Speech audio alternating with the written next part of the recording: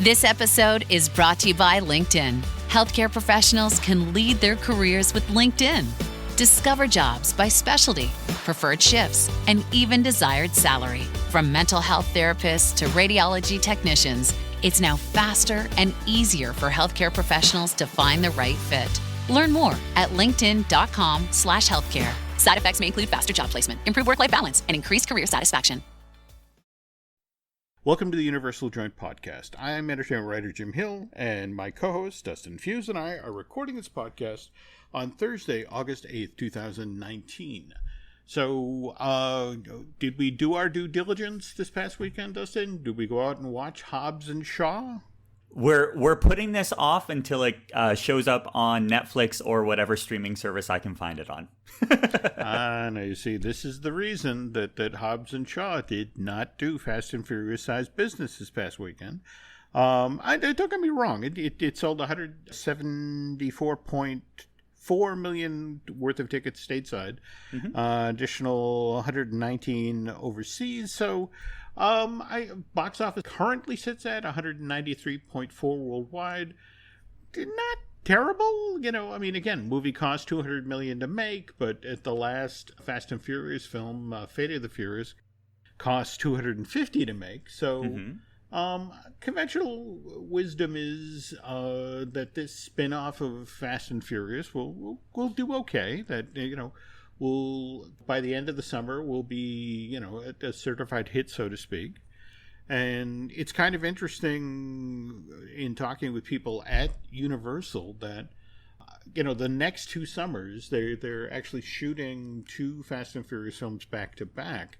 9 will be out in theaters on May 22nd, 2020, and 10 will arrive April 2nd, 2021. So if there's going to be a Hobbs and Shaw 2, which, again, it is kind of a question at this point, potentially we wouldn't see it in theaters for 3 years, summer of 2022.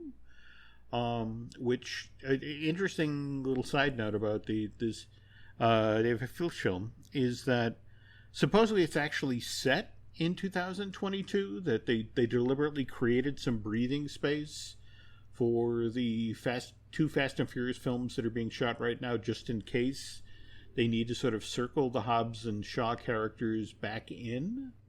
Really? That's a very smart move. Yeah, I thought so as well, but to be honest, at the end of the day, I think we've seen a lot of The Rock and a lot of news about Hobbs and Shaw on a number of YouTube shows and the late night circuit. So I think it was just one of those things where the movie may not have performed stateside what they were thinking, but the social media side of things, everyone still loves The Rock. We're not getting over rocked out just yet. But I think the fact that we're going into Fast 9 and 10, that's a substantial amount of time that we have grown into this universe. So we'll see. I think as soon as we both see the movie, did you see the movie? Again, both Len and Drew were making fun of the fact that I haven't escaped the house in weeks. Yeah. But in fact, tonight I may finally get out. Alice and I may go out and see the new Tarantino. Well, because you still haven't. Have you picked up Toy Story 4 yet? Again, at this point, I think I'm going backwards. At this point, I think I've actually lost Toy Story 3. So, yes, I will eventually get out and see things. But again, on the other hand, I'm not a big fan of horror. Didn't see Us when it was out in theaters. Did see that a lot of people really, really enjoyed this Jordan Peele movie. So I'm not honestly surprised that, what, was it just today or yesterday that they announced that they were going to do this as a maze for Halloween Horror Nights? It came out, yesterday. Okay. I hate to say this, Dustin, but from an operational point of view, and I apologize for anybody who hasn't seen the film yet, but again, this whole story kind of keys off of doppelgangers, and isn't that going to be kind of hard to do in a maze that you have to staff, you know, with enough people to be able to swap them out every half hour or so to Because isn't that the procedure? You're on stage for a half hour and you get to be off stage to recover for a bit and then come back on, or? Yeah, that's the traditional entertainment side with walk around and characters that do meet and greets. I don't know the operational side of Halloween Horror Nights, but if it's doppelgangers, I don't know if they're going to be using technology to really show that side of things. Like, the easiest way to make two of something is put a mirror. So this is true. But but at the same time, this is a maze. You have to pulse hundreds of people an hour through this thing. And I forget who I was talking with about this. It's us. The easiest thing to do is, line a mirror, up and put somebody in front of a coverall, and hey, there's your doppelganger. Mm-hmm. Is there any word about where this particular maze is being built? Is it a soundstage or one of the temporary buildings? Have you heard anything? I haven't. On all of the sites that I've been that I do my research on before we record, it's basically just not available or to be determined. Okay. But it looks like with the amount of construction going on at both Universal in Orlando and then Universal Studios Hollywood, there are plots of land that we may not have even thought about that they're using for Halloween Horror Nights to try and get around the current construction that's happening at the on the backlot. So we'll see. Okay. Well, while we're talking about Halloween Horror Night, just today the information broke about the final haunted house that will be based on original content, and I guess this one is strictly for Orlando. It is called Graveyard Games. I've got an official description here that says, Graveyard Games will transport guests to a haunted cemetery where vengeful spirits have been awakened from their grave. As guests venture through the graveyard in the dead of night, the ghastly apparitions will rise from their tombstones, ready to torment any soul who so foolishly disturbs them. But the graveyard is not meant for the living, and guests will soon realize that no one gets out alive. And I'm sorry, but that's kind of generic. I don't know. Here's my bar for entertainment, themed entertainment writing. Yeah. It has to be better than something I could write, And yeah. I don't know. That's wow. Like, I understand the hook is, and guests will soon realize that no one gets out alive, but that doesn't leave really any story. Like, I get it. Okay, no one gets out alive. Okay. Foolishly, I'm like, all right, it sounds very much of a mix between the Haunted Mansion and a haunted house that happens during the Halloween season in your local backyard. Like, it seems like that type of a thing. Now, granted, I am assuming that with the creative team that looks after Universal Orlando, that they've come up with new technology to really showcase the ghost effects that has been used in entertainment for such a long time. But when I read this, I'm like, okay, I need to see more. I need to see not the ins and the outs, but I want to see how the concept art will allow guests to really experience this and not just be like, okay, where are we going next? I'm sorry, but a haunted cemetery, it's sort of like, it's right up there with bologna and cheese. Just sort of not the most exciting, offering. Well, this brings it up to guests. Let's see here. Halloween Horror Nights. Guests will face 10 all-new, elaborately themed haunted houses, 5 scare zones, and then all the live entertainment. And as we've seen over the last, since Halloween Horror Nights has begun, not every maze and haunted house is going to be the best of the best. You have to try new things. And there are times that even halfway through the season, they'll come back and rework some of the ideas. So I'm assuming this is kind of a great idea to be like, okay, let's do something in a graveyard, and we'll really see. But yeah, when it came out, I'm like, oh, okay, looks like they're just trying to get to 10. All right. Well, let's think good thoughts. Maybe we're underestimating. Again, when I saw the name Graveyard Games, I thought, okay, interactive or sports themed or something like that. And it was just sort of. I saw American Ninja Warrior in my head. There we go. There we go. Something to watch, not something to do. Okay. Now, and again, no news on where this one's going to be located either. I mean, the news just broke today, so I have to assume that, that hasn't filtered out just yet. Speaking of the location of things, it was kind of intriguing in the past week or so to watch the speculation that suddenly popped up online that they saw all of this coaster track being stored on the site where Universal's fourth theme park is being built. And, it goes, oh my God, they're getting ready to put up the first coaster. It's like, well, no, that's not what that is. That's where they're storing the coaster or the track for Islands of Adventure's newest coaster, which we just found out what the name of that is, right, Dustin? Yeah, the trademark was registered, and it's the Velocicoaster. Which, okay,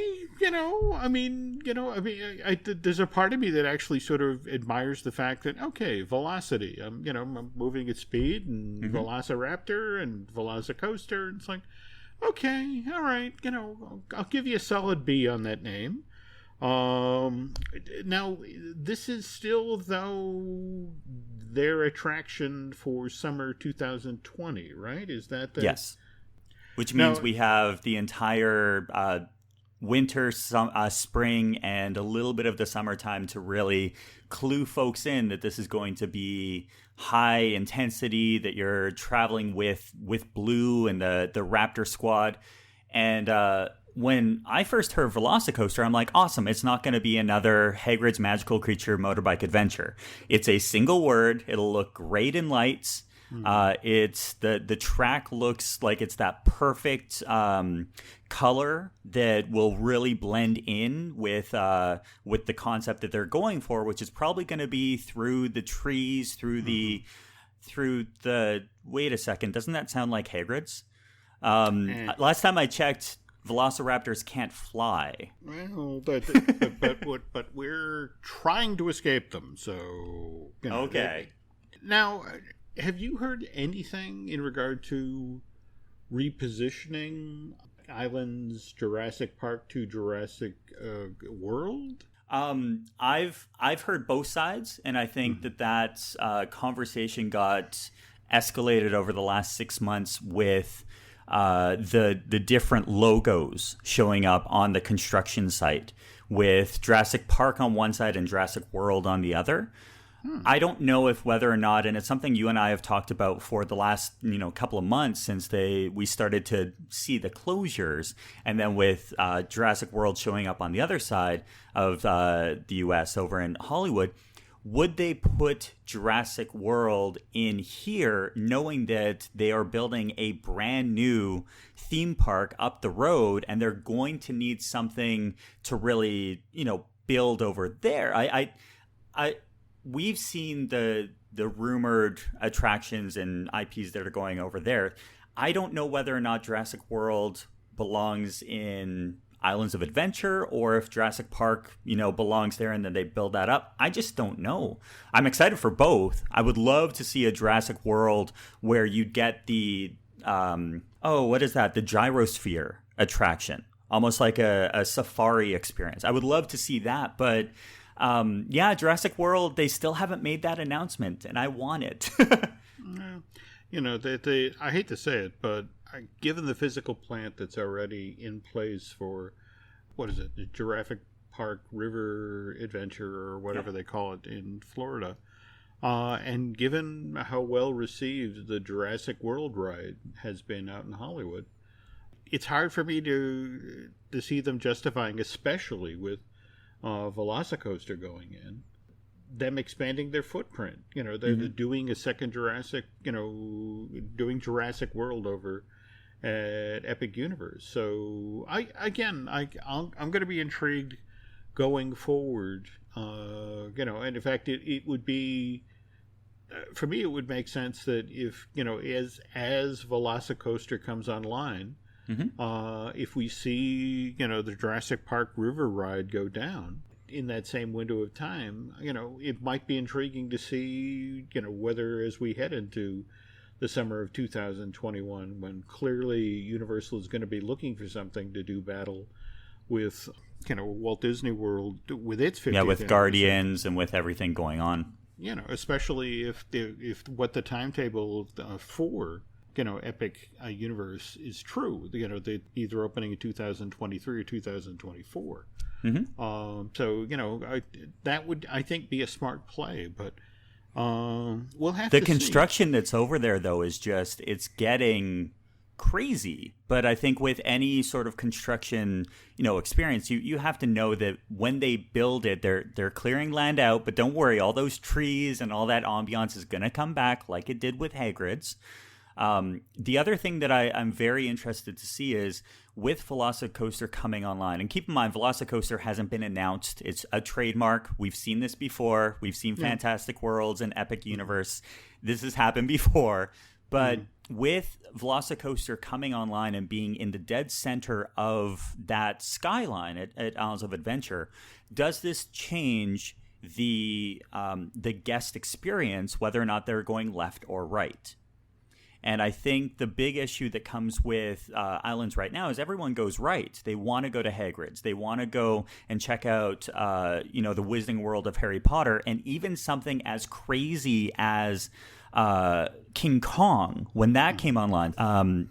Whether or not people actually went over that side, and it just didn't happen. The crowds continued to go right. So I think if they put the entrance for this on the left side of the Jurassic Park, Camp Jurassic area, maybe that could skew the line. So that way there's an equal, guest traffic flow. Interesting idea. That'll be certainly intriguing to see which way they do this.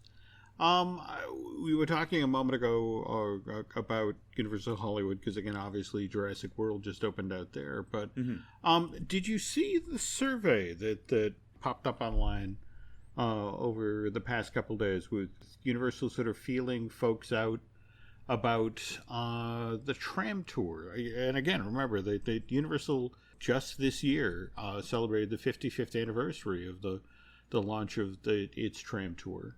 But they're now talking, or sort of feeling folks out about how would you feel about, say, the tram tour being an upcharge, not necessarily something you get with your admission when you go to Universal Studios Hollywood. You know what? At the end of the day, an upcharge is just that. What are you getting for it? What am I going to be receiving when I pay this extra money to get something that I haven't already gotten?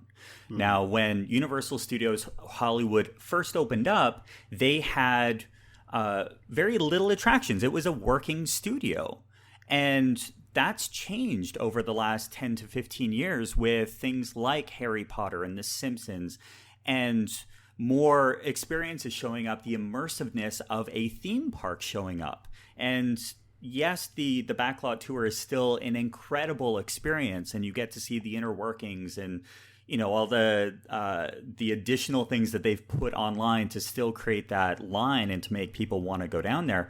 But I don't know what that price point would be that would actually want me to go and stand in line to see something that we've already seen before.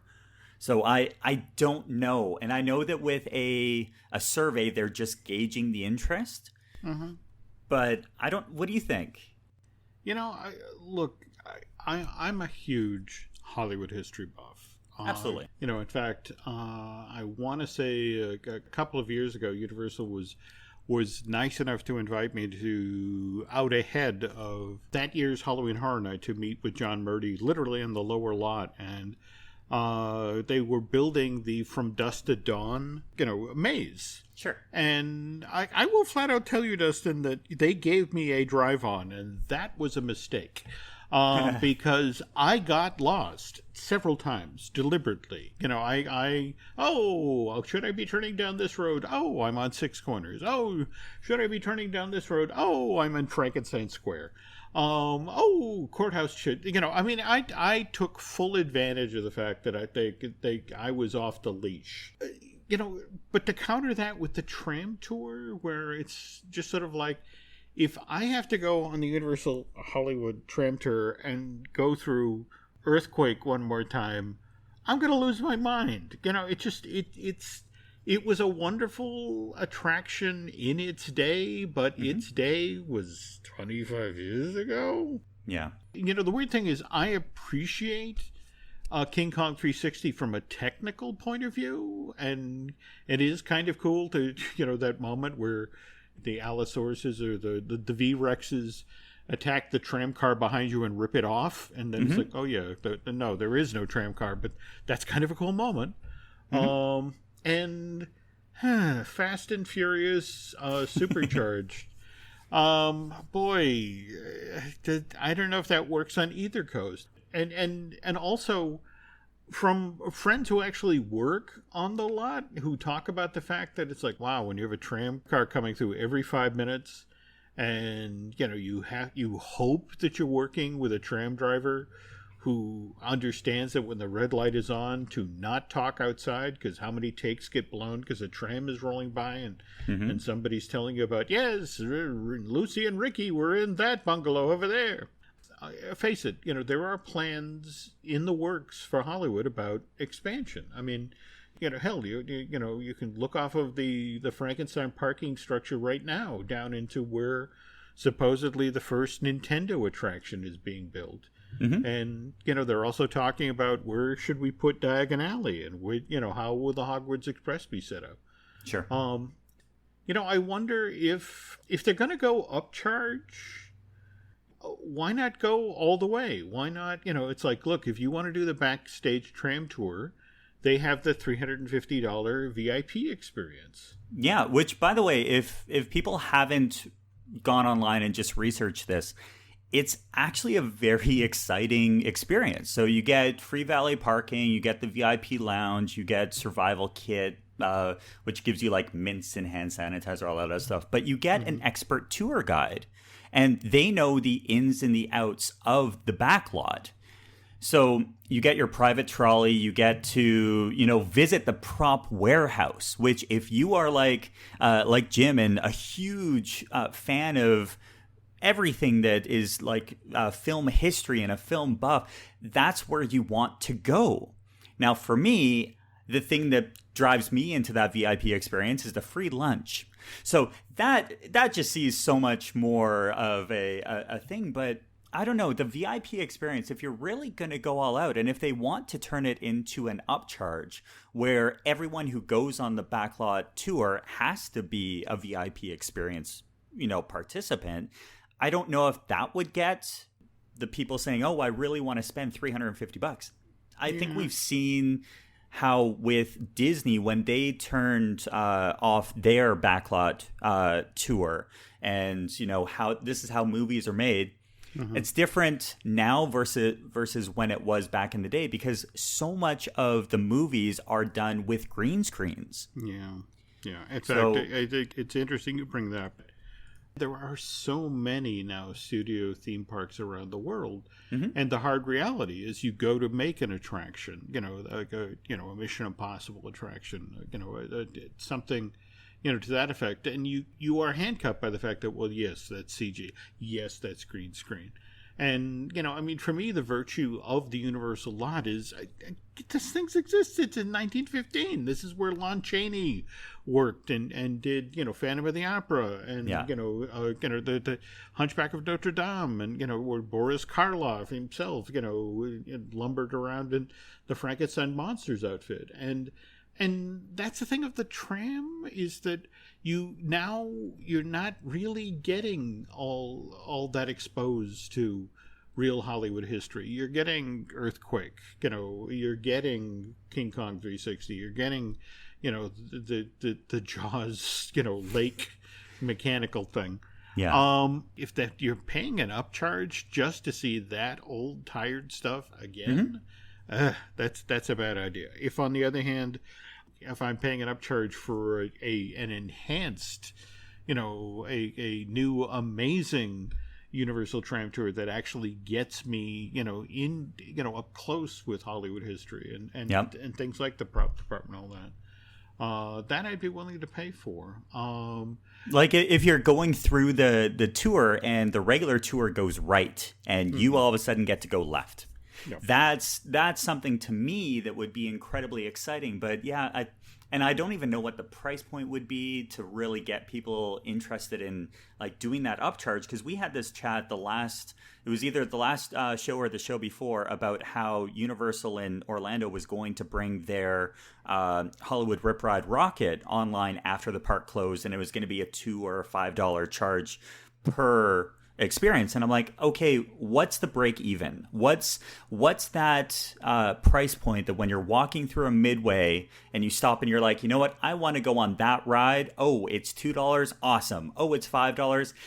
We'll see. Which interesting that you bring this up, because didn't Universal just announce that they're bringing back the Harry Potter packages to... Is it at all of the hotels, or any specific hotel in Orlando? Yeah, so it looks like the Wizarding World of Harry Potter vacation packages are online right now. So it is, let's see here, vacation packages starting at $135 per person per night based on a party of 4.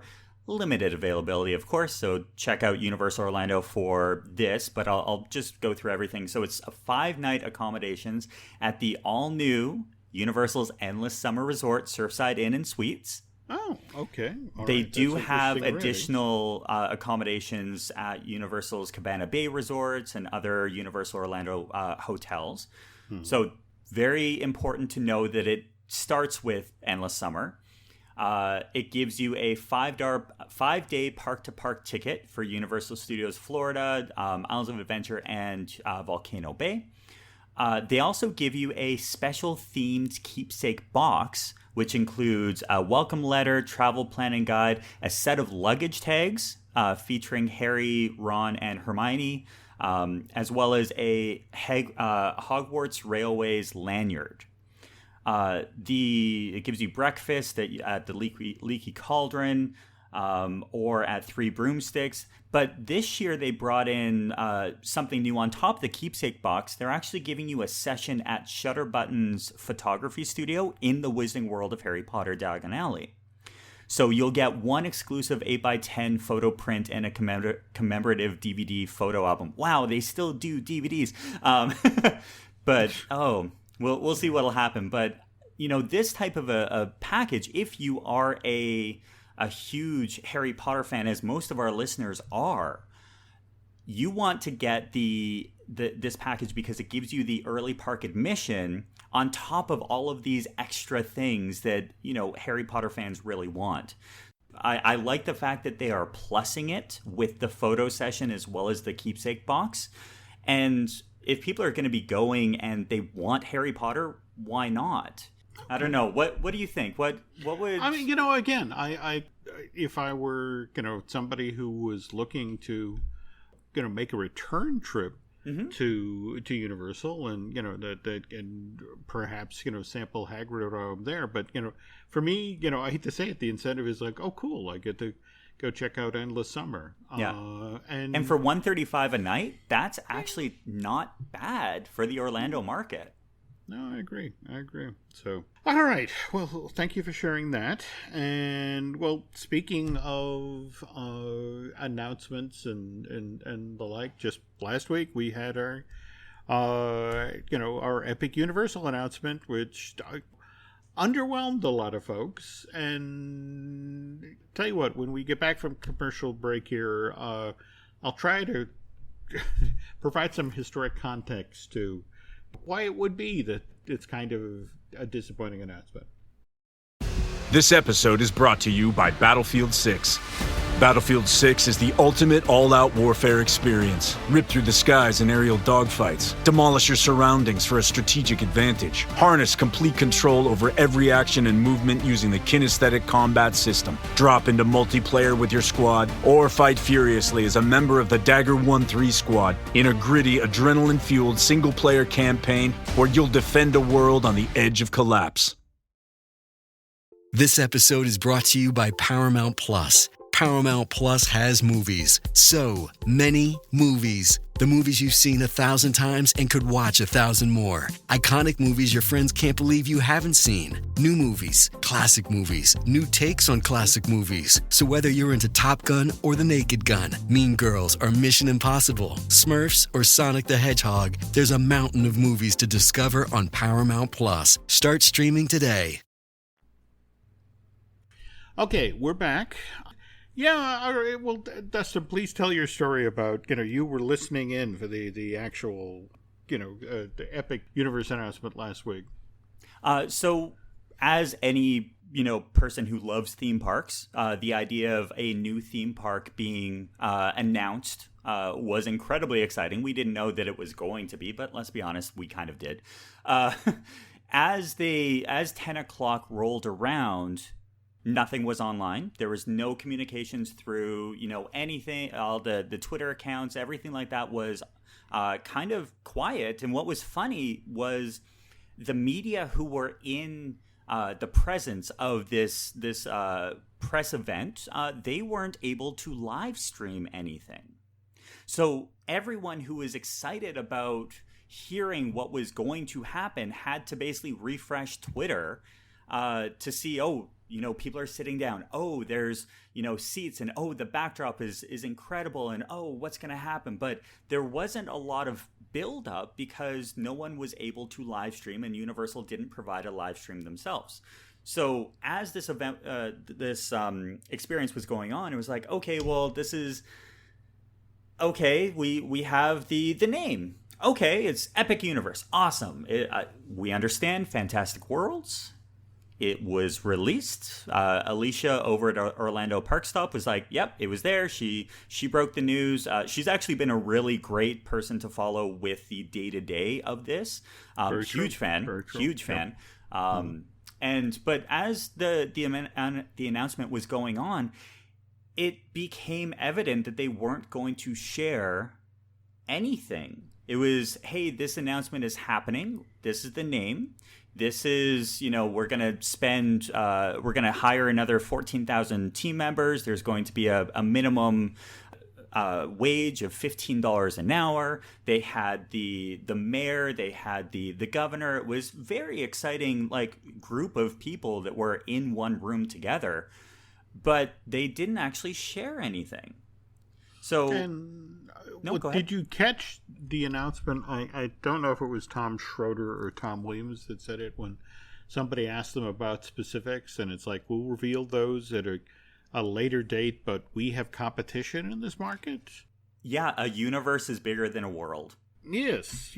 So, all right. So let's talk about that concept art, Sure. And also the reaction to that concept art. I think my daughter Alice was the one who said, did you enjoy all the smears of paint?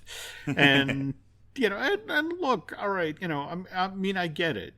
That's if you look at this piece of concept art, there's fireworks going off. It's clearly the park at night, and there's spotlights shining up into the sky, and it's only when you start to really sort of lean in, and it's like try to figure out, well, what am I looking at? You can pick out a hotel, you can pick out an entrance corridor, and you can see sort of the individual lands that fan out from the center of the park. But as to the theme of these lands, in fact, it was kind of fascinating for me to watch the Rorschach test around the web as people will, that is clearly, Universal Classic Monsters Land, and that's got to be, How to Train Your Dragon Land, and that's the Donkey Kong attraction, and that's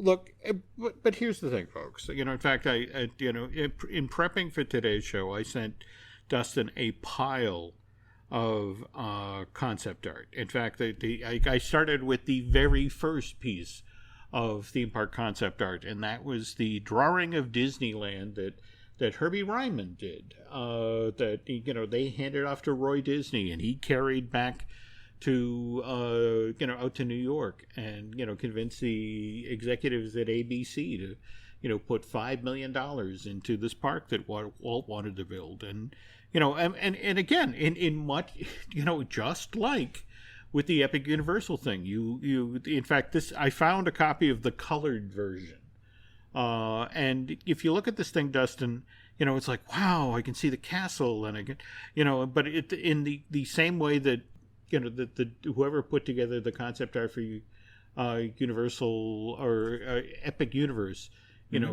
tried to obscure things with fireworks or the searchlights, crossing the sky. Here's an aerial balloon over a part of the just sort of like, hey, look at that. Ignore what's below it, because it's like, when you really start looking at it and comparing this image to the Disneyland that actually got built, it's like, well, wait a minute. Jungle Cruise is on the wrong side of the map, and likewise the castle is backwards, and what's the deal with the circus tent out behind Main Street where Adventureland is? I mean, this is what you do when you're putting a theme park out there. That, at least initially. I mean, you're selling the sizzle because you're not sure what sort of steak you're making yet. In fact, that to me is what's genuinely fascinating about these sorts of images. I mean, take, for example, when Universal first revealed that they were going to expand their Orlando resort, that was September of '93, Dustin. Mm-hmm. And New York Times ran a story where, there is a $3 billion 10-year plan that, Universal, has decided they're going to be seriously competitive toward Disney. They're going to build 5 hotels and a brand new gate. But you and I both know, for example, they didn't make the deal for, the rights to the Marvel characters to what? April of '94? And they didn't cut the deal with Audrey Geisel for this Dr. Seuss characters till, I want to say, a month or 2 months after that. So they're announcing, hey, we're building $10 billion, $3 billion worth of stuff, and what is that stuff going to be? And it's like, can we get back to you on that? And again, to sort of jump ahead here, sure. I've got that image of Epcot circa 1978. And boy, when you looked at the concept painting for Epcot then, well, first of all, where the American Adventure Theater is today is the Friendship Bridge. Yep. And in fact, what's fascinating about, if you're looking at this image, Dustin, if you go to sort of the 6 o'clock position, you see that there's another lake that was supposed to be built behind World Showcase Lagoon. Yep. At the 6 o'clock position, Dick Nunes did an interview about 5 months before Epcot opened in 1982 and talked about the expansion plans. And he was like, oh, yeah, we have room for a second lagoon out behind American Adventure. Mm-hmm. And, we're toying with putting like 5 more countries back there after we fill up all the slots around World Showcase. And not only that, we're going to do an Australia pavilion that features a hotel. So you would have been able to stay inside Epcot. Anyway, to redirect your attention out to like 12 o'clock or thereabouts, if you look at all of the pavilions around World Showcase, can you identify a single one of them? I see a windmill. So I think that there's at least, Norway, Denmark, Scandinavian countries. Okay. That Canada doesn't look like Canada. The UK doesn't look like the UK. It looks like everything is kind of like what they've done from this concept art was just showcase that we're bringing architecture from around the world, and this is what's going to differentiate it from future world. Now, it's interesting you bring up the World Showcase area, because if I'll direct your attention now to the other image I sent you, this is World Showcase from 1974, from when they were going to build it. Well, first of all, they were still trying to save the middle of Disney World property for Epcot, the city. Yep. So what they decided to do with World Showcase is literally build it at the edge of the Ticket and Transportation Center. This is a chunk of the parking lot that's been repurposed. And this is honestly a fascinating take on, and again, in this iteration of the plan, it was known as the Walt Disney World Showcase. Mm-hmm. I'll read you the D23 pulled up an old description of the plan. It shows a pair of semicircular buildings located on Seven Seas Lagoon, across from Magic Kingdom in an area adjacent to the Ticket and Transportation Center. Themed environments would have been housed entirely inside of the pavilions, leaving the exteriors uniform and of similar frontage. So the idea was that if, you were a teeny tiny country, say Costa Rica, mm-hmm. And you were put right next door to, the USSR, sure. But you'd have the same sort of storefront. The key idea was that depending on how much you wanted to spend on your pavilion is how deep it would go. And just think about going to a mall. Yep. You walk through a mall and all of the entrances are similar lengths, but it's how deep things go and whether or not the backs of the stores kind of wrap around some of the other stores. It's that same style. And what's interesting about that piece of concept art, and I just love looking at, with hindsight being as it is, mm-hmm. the fact that the Transportation and Ticket Center is walking distance to this park. It's right there. Yeah. But we're talking about concept art. Concept art is giving people an idea mm-hmm. before things are, put in the ground, before tractors show up and people realize, oh, look, a sinkhole. That kind of stuff happens in Florida. So, yeah, I just love this concept art, though. This is amazing. Okay, and now the final chunk, if you'll jump to the Walt Disney World concept art from 1969. This is actually the cover of a magazine that was handed out to get people excited about the property. And it's basically a 5,000 or 10,000 foot view over Seven Seas Lagoon and Bay Lake. I don't need to tell you, Dustin, that looking at this artwork, between the Polynesian hotel that looks like something out of Hawaii Five-0, or the Asian hotel that was built on the spot that eventually became the Grand Floridian, or for that matter, the fact that we've got the blue dome of the Persian Hotel. And, mm-hmm. What's interesting is where the Persian was supposed to be built is where the dry dock is right now for the, all of the watercraft. So if you look up at, say, the 1 o'clock position in this art, please note that where the canal where the water pageant, comes and goes every night. Yep. That's where the dry dock for the park was going to be built. All of the watercraft at the end of the day was going to go up that canal and go back to its facility. And eventually you can see there's a connecting, waterway that would have taken people or allowed, the watercraft that was also on the Rivers of America. Rivers of America.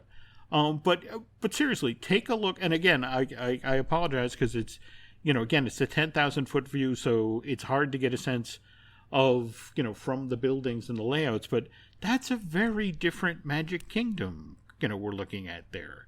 It looks like, for example, virtually all of Tomorrowland, including Spaceship Earth, is undercover. Yep. Which again, in rainy, desperately needed air-conditioned Florida, makes perfect sense. In fact, for me, that's what I find intriguing when you look back to like Fantasyland, the giant show buildings that mm-hmm. suggest the same thing. It's just sort of like, we're in Florida, we need to be undercover, we need to provide more opportunities for people to get out of the rain and get into the air conditioning. Again, this is a plan that Disney put out in 1969, as in, this is what we're going to build. And by 1971, if you took your brochure with you and it's like, hey, I want to go to that Polynesian hotel, It's like, where's the tall building? It's like, well, how about the Venetian Hotel? We didn't build that. You know, It's okay that the Poly will eventually have that structure. It'll just be, their pool, things like that. But it's I think one of the things that, looking back on concept art and as technology changes and knowing that all of these theme parks are being built on computers. They can go in and say, okay, this is the view that you're going to get when you're standing at this exact moment on this exact day with this backdrop. Mm-hmm. And I think this is probably the first time in the US that we're going to see those types of sightlines show up.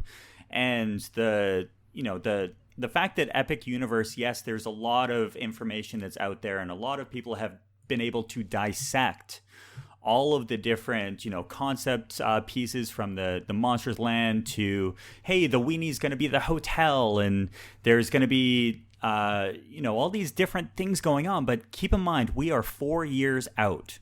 And things not change. Not to put too fine a point on it. Remember, September of 1993, New York Times reveals that Universal Parks and Resorts is doing this $3 billion expansion. Sure. We then had to wait till May of 1997 before details finally began to emerge about what was going to be in the second gate. I mean, don't get me wrong. There'd be these things that would bubble up. For example, almost from the get-go, when Universal started to sort of tease at things in '94. It was like, well, the new park is definitely going to have a Jurassic World section. And there would be these little bits and things that sort of would leak out about, that they've been talking with Audrey Geisel. They've been talking with, there's going to be a cartoon section to sort of compete with, Fantasyland and, mm-hmm. That sort of thing. But yeah, so I guess, to sort of bring this to a close here, folks, it's sure. like, realistically, especially if we are in fact looking at a 2023 or a 2024 opening, we should anticipate we're probably not going to get any significant details till 2020 or 2021. In fact, not to put a bee in Universal's bonnet, but wouldn't that be a fun way to spoil Disney's 50th anniversary? To say over the course of that year, release information about the various worlds that will make up Epic Universe. And I guess that's the other final note here, Dustin, that's to circle back to that piece of concept art. Sure. What's different about that to you? When you look at that design, what's different? We're talking about the Epic Universe concept art, correct? Yeah. Mm-hmm. Okay, so for me, I look at the fact that the concept art is, it's not a traditional theme park. There's a lot of, as we've talked about, actually there you can see some of the entrances into the immersive locations. So I see it similar to what we talked about on a previous show. If this is going to be a Universal park where you walk in and then you have to tap into these immersive locations, it would make sense that a hotel could be on that location without having to worry about security and, who's coming in and who's going out. That was the first thing that came to my mind. But okay. What did you see? Well, the thing that struck me is, and again, if you look at the concept art, you can see say 3 o'clock position, there's supposedly the the 9 o'clock position, Nintendo Land. 11 o'clock, yes. it's Universal Monsters. 2 o'clock is, supposedly our Fantastic Beasts Harry Potter area. And then, say, at the 4 or 5 o'clock position, we've got How to Train Your Dragon. Yes. You know what I don't see? Connective tissue. Okay. That there is, for example, how you're at Disneyland and you can walk up Big Thunder Way going through Frontierland and come in the back door at Fantasyland, or you can walk around the Matterhorn from Fantasyland and be in Tomorrowland, or Yeah, there's no back hub and spoke. There's no connective tissue that connects. From this, it looks like when you go in to Classic Monsters or whatever they're going to build, there's one entrance in and one entrance out. That's it exactly. These are self-contained worlds. What's kind of intriguing about this, at least when you consider that the convention center is just a short walk away, when you begin to think about what Universal's business plan here is, and say you're a giant corporation like Apple or McDonald's or that sort of thing, and you want to do something special for your employees as part of when you're holding a convention at down in Orlando, Sure. So wouldn't it be cool if you bought out for the night the entire Universal Classic Monsters land, or for that matter, did the same thing with Fantastic Beasts? Yep. You had that land entirely to yourself. You lived in that world for a night. You bring up probably the best spot, and I hate to jump in at this exact moment, but when you look at the concept art and you see that staged arena where people are saying, oh, maybe Beetlejuice is coming back. Is this or is this not a potential sales tactic for the convention space to say, we're going to allow, we're going to have people come in and buy out Universal Monsters. That's fine. But imagine being able to also hold your presentations, your sales meetings, that kind of a thing on that stage at nighttime. Well, let me throw an additional idea on the fire here. Sure. That from chatting with folks who were sort of still spitballing Fantastic Worlds, but with the notion that, again, this is the theme park that's closest to the convention center, and that people will want to be able to do special activities, like trust building. Mm-hmm. So thinking about that, thinking about you're trying to get people to work as a team. So how would you like to be, say, as a team trapped in the dungeon at Dracula's castle, and you have to work together in a team building, trust building exercise to escape that space? This is what's intriguing about what they're supposedly considering for Epic Universal. Much the same way how in every theme park there were private dining rooms off of restaurants and the like. But the notion of you're building this close to a place where tens of thousands of people, sometimes are in a day, and the fact that you want to be able to offer these giant corporations something special. Just, again, sort of tuck that in your back pocket and think about that, because this is why this park is going to be different in so many ways than, say, what Disney's doing up the street. And not to belabor the obvious, but Disney came within inches of building something just like this. Do you remember Night Kingdom? Yes, I do. The whole notion of that park was that during the day, this would be the place where you could do, you could have these amazing encounters with animals, but you could also climb cave walls and do zip lines and that sort of thing. And it would only then open to the public at night.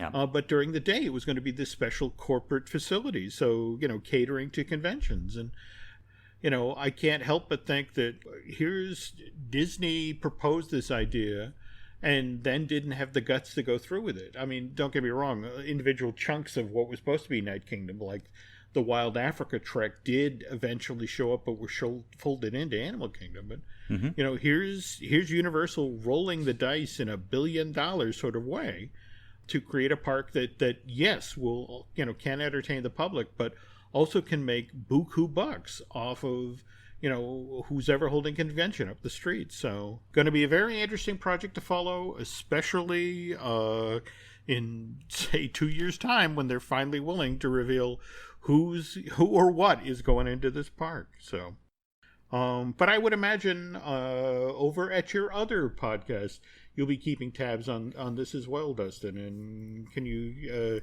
tell our listeners what's going on your side of the fence? For sure. But before we jump over that, one of the things that we could talk about with regards to, spitballing between now and, I don't know, November, is with Universal coming up with so much of, these exciting announcements from, Hagrid's to the Velocicoaster and everything, you want to be down in November at the Universal Orlando Resort with myself and Jim. That's right.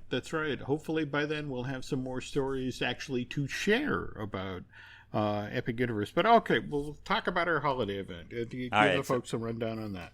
So November 15th through until the 18th, we are at the Lowe's Sapphire Falls Resort. We've got daily experiences. It's a few days after the holiday. Experiences at Universal are, lights switched on. So we'll be able to really see what Universal has in store to create this magical experience with everything from Universal's Holiday Parade featuring Macy's to the Grinch Miss Hula Day Spectacular and the Magic of Christmas at Hogwarts Castle. At the end of the day, if you are a Universal fan, and by this point in the podcast, my assumption is that you are a Universal fan because we got through Epic Universe as well as now talking about our event. You really want to join us down there. So head over to storybookdestinations.com. At the top of the website, there is a little widget that you click on. It's Jim Hill / Disney Dish. Click on that and, it's holidays at Universal. You want to spend it with us. Okay, nice plug. And speaking of plugs, what's going on your side of the fence? Sure. So I've got stepstomagic.com. That's Universal and Disney trip planning. New stuff being folded in all the time with all of the different closures and, dominoes falling at Epcot and Magic Kingdom and everything like that. As well, we've got a podcast that I started with two other theme park fans. It's the We Like Theme Parks podcast. If you're a fan of theme parks, just head over there. We try and bring the lighter side of theme parks and talking about where our money would actually go, but we just have fun with it, and it's similar to the Universal joint by the way of we just have fun with theme parks. So that's where I'm at, and I think you're up to what, 7 shows? I have lost count at this point. It's all right. So it's Disney Dish with Len Testa. We just recorded a brand new show of that today. Fine Tuning with Drew Taylor, and geez, we just recorded a brand new show of that today too. And of course, Marvel Us Disney, the podcast to discuss what's going on the Marvel side of the company. We of course have the podcast that Dustin and I do here, Universal Joint, and good Lord, tomorrow I am recording a new episode of I Want That with Michelle Valladolid, which is our Disney merch podcast. And if I don't fall over first, I'm actually recording looking at Lucasfilm with Dan Z tonight. So that's 4 podcasts in one day, and boy, am I getting tired of listening to myself. Anyway, well, folks, if you like what Dustin and I do, both with his podcast and mine, if you could head over to iTunes and rate and recommend our show, that would be incredibly helpful. Likewise, if you really, really, really like what we do here, if you could head over to Bandcamp and subscribe, that helps keep the lights on. And I guess that's it for now, though I would imagine by the time Dustin and I circle back to doing another Universal Joint, there will be even more news to share, and hopefully maybe something definitive or at least solid about Epic Universe. I think the phrase is, we're going to find something epic for the next show. All right, here's hoping. All right, till then, folks, thanks for listening, and we'll be back.